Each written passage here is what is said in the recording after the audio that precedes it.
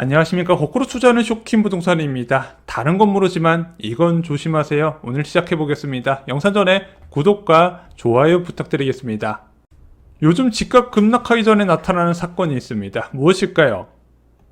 전쟁입니다. 서울 아파트 실거래가 지수를 보면요, 작년 6월부터 실거래가 지수가 급락을 했었죠. 그 전에 어떤 사건이 있는지 기억나시나요? 우크라이나와 러시아 전쟁 사건이 있었고요. 또한 작년 10월부터 주택가격이 다시 또 주춤한 모습을 보였었죠. 이때는 어떤 이슈가 있었다? 이스라엘과 하마스 사태가 있었습니다. 전쟁과 수도권 아파트 시장이 생각보다 밀접하게 연관이 되어 있다는 거예요. 왜 전쟁이 부동산 시장에 영향을 줄까요? 공급 차질 우려 때문에 그렇습니다. 국제유가가 이 공급 차질 우려 때문에 급등을 해버려요.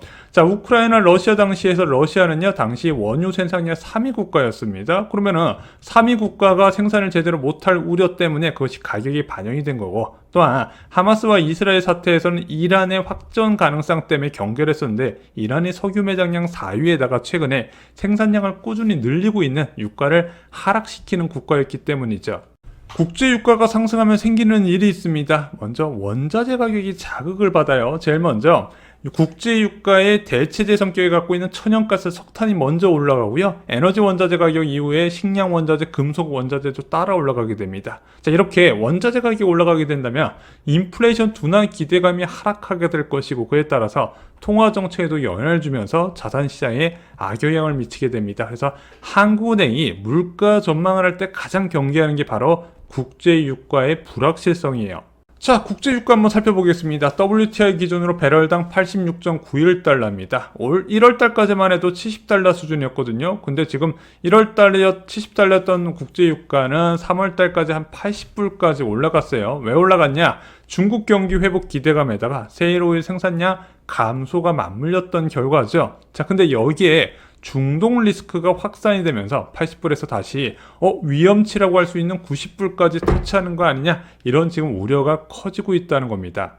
자, 중동에서 어떤 사태가 있었나 좀 간략하게 말씀드릴게요. 4월 1일에 발생한 최악의 사건인데요, 이스라엘이 시리아 마스쿠스 소재의 이란 영사관을 폭격했다고 합니다. 이 안에 이란 혁명수비대 소속 7명이 있었는데 사망을 했는데, 그 안에 장성급도 포함이 되어 있다고 하네요. 자, 이란은 당연히 즉각 강한 비난을 했지만 이스라엘은 이상하리만큼 무반응으로 일관했다는 겁니다.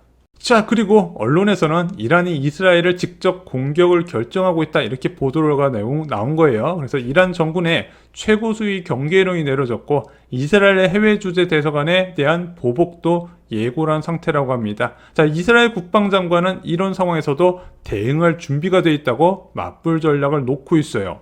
가자지구 사태도 좀 희망이 보이는 상태에서 터진 사건이었습니다. 바이든 대통령은 이집트하고 카타르의 하마스 압박을 연이어 요구하고 이스라엘도 강력하게 휴전을 촉구하고 있죠. 자, 그러면서 지난 31일부터 휴전 협상이 재개가 되고 일부 지역에서는 군사가 철수를 했었거든요. 근데 갑자기 이란까지 위협하면서 사태가 걷잡을 수 없이 확산되는 분위기로 가고 있다는 겁니다.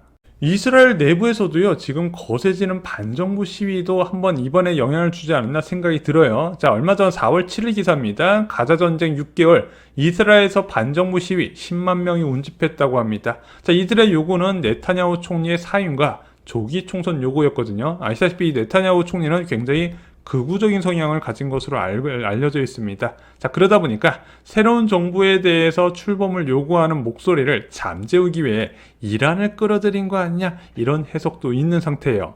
자, 어쨌든 대선을 앞둔 바이든 대통령도 난감하게 된 겁니다. 왜냐면은 2020년 당시에 이슬람 교도들은 바이든 대통령한테 몰표를 던졌거든요. 근데 지금 이스라엘과 하마스 사태 이후에 약간 좀 등을 돌리는 모습이 보이고 있다고 합니다.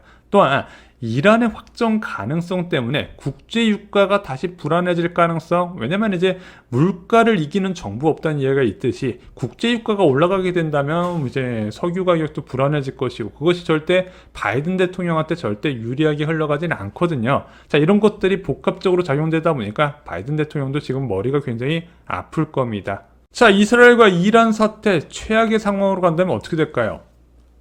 일단 가장 최악의 상황은 전면적인 군사 충돌로 가는 건데, 알다시피 이스라엘과 이란하고 그렇게 국경을 맞붙어 있는 국가는 아니에요. 거리적으로 많이 떨어지다 보니까 야, 서로 우리 미사일 이런 게 있다 자랑하고 있어요. 이스라엘은 우리 방공망 점검하고 있다, 문제 없다, 이런 식으로 대응을 하고 있는데, 이 과정에서 이란의 석유시설 공격이 우려가 되고 있다는 겁니다. 만약에 그게 현실화된다면 국제유가 폭등은 불가피하더라. 근데 왜냐면 지금 이란이 국제유가 시장에서 굉장히 중요한 역할을 하고 있어요. 자, 2023년 10월 5일 기사 보겠습니다. 이란 상유량이 1일 315만 배럴로 2018년 이후 최고치를 기록하고 있네. 그래서 오펙 플러스에서 계속 감산하면서 가격을 떠받들려고 하는데, 비오펙 플러스 대표적으로 이란에서 생산량을 늘리면서 그나마 가격을 억제시켜 왔다는 겁니다. 근데 그 고삐가 풀릴 가능성이 있는 거예요.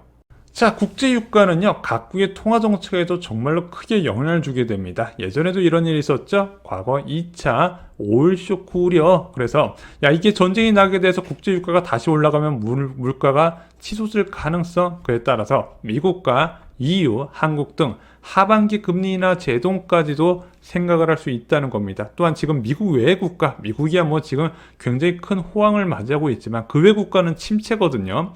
자, 이런 침체가 더욱 가속화될 가능성도 결국에는 이란과 이스라엘 사태의 결과에 따라서 달라질 것으로 보여집니다. 자, 그럼 부동산 폭락하나요? 제가 오늘 또 위험 요인을 하나를 말씀드렸습니다. 누구도 모릅니다. 어디로 튈지 아무도 몰라요. 하지만 위험성은 알고 계셔야 된다는 거죠. 자, 현재 국제유가 86불입니다. 국제유가는 1년 전과 비교해야 된다 말씀드렸죠? 1년 전과 비교해보면 86불이 그렇게까지 많은 수치는 아닙니다. 문제는 5월달 정도 되면은 작년에 70불대하고 비교를 해야 되는데, 만약에 2분기, 올해 2분기의 국제유가가 정말로 지정학적 리스크 때문에 100불이나 100불 이렇게 간다면은 1년 전 대비 국제유가가 50%, 60% 아니면 2배 가까이 뛰는 결과가 나오기 때문에 국제유가에 따른 물가 불안이 다시 확산될 가능성이 있습니다. 하지만 이건 어디까지나 최악의 상황을 가정한 것이고요. 지금 그 누구도 어떤 방향으로 움직일지 그 누구도 섣불리 예상하지 못합니다. 예상은 신의 영역이죠, 지금은. 자, 미국도 그렇고 중동 지역도 그렇고 안 좋은 소식이 계속 나오고 있습니다. 미국은 뭐가 안 좋은가요?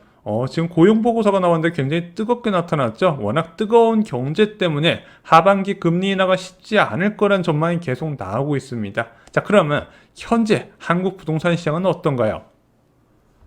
굉장히 평온합니다. 왜 그러냐? 현재 국채금리를 한번 볼게요. 5년물 국채금리가 3.3%대고요. 1년물 역시도 마찬가지입니다. 자, 이창용 총재가 2월 달부터 그리고 서영경 공통위원이 하반기 금리 인하 가능성 관련해서 깜빡이를 키면서 미국 국채금리와 동조화가 많이 깨졌어요. 그래서 미국 국채금리는 계속 올라가는데 한국은 따라 올라가지 않고 좀 그 수준에서 머무는 모습을 보이고 있습니다. 좀 국내 요인이 좀 더 많이 반영되고 있는 특성 때문에 아직 부동산 시장까지 영향을 주지는 않고 있다고 보는 거죠.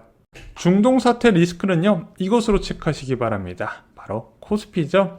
증시가 심하게 조정을 받는다면요, 부동산에 시차를 두고 영향을 줄 수밖에 없을 것입니다. 또한 제가 말씀드렸던 이슈가 현실화가 된다면 증시는 더욱더 강한 반응, 강한 급락세가 나타날 수 있다는 거죠. 이것을 보면서 부동산 시장도 시차를 두고 영향을 받겠구나 생각을 하시면 될 것 같습니다. 하지만 이것도 하나의 위험 요인이잖아요. 근데 중요한 게 있어요. 앞으로 저희는 위험 요인, 상승 요인 다 말씀드리겠지만 반드시 위험 요인하고 폭락과 연결되는 것은 아니라는 겁니다. 위험 요인은 경제라는 게 계속 움직이다 보면 수시로 나오게 됩니다. 대표적으로 작년 3월 달에 미국 뱅크런 사태 있었던 건 기억나시죠? 자, 그때 많은 사람들이 위기를 생각했지만 지금 생각해보면 집은 이때 샀었어야 돼요. 자, 작년 7월 달에 새마을금고 뱅크런 사태에서도요, 생각보다 큰 위험 없이 부동산 시장은 영향을 받지 않았다는 겁니다.